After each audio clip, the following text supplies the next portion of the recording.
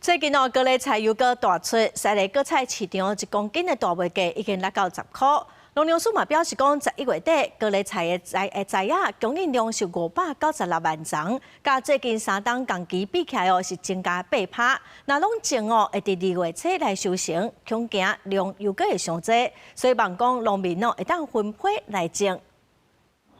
天气稳定，加上一下温差大，种植平地高丽菜成长真紧，品质搁好，搁加上受8月底到10月初高丽菜种的量达到50垩顶，产期集中伫12月。目前西丽果菜市场高丽菜价销每公斤干来剩10块左右，比去年同期价销了7成。嘛是同款俗，这就俗啦。这若好记就是讲都迄棚，都种较少，物件较少，就口价呢。这要种这种少，无咧联络，无人知影。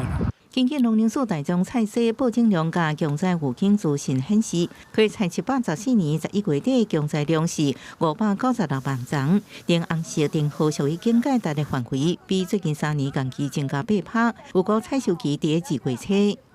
比较增加的时候，我们大概就会研拟相关的一些产销辅导措施，那会逐渐的依照我们的品质状况来做一个适度的一个机制的一个启动，我们就先媒合我们加工厂来做一个收购。农粮署表示，透过大宗菜市强在资讯平台，因有2个月了产量做相关产销调查，避免造成价销成过大变动。包含透过农会直接卖高丽菜，2月左右也跨进行办理高丽菜外销，希望让高丽菜维持合理价销。记者综合报道。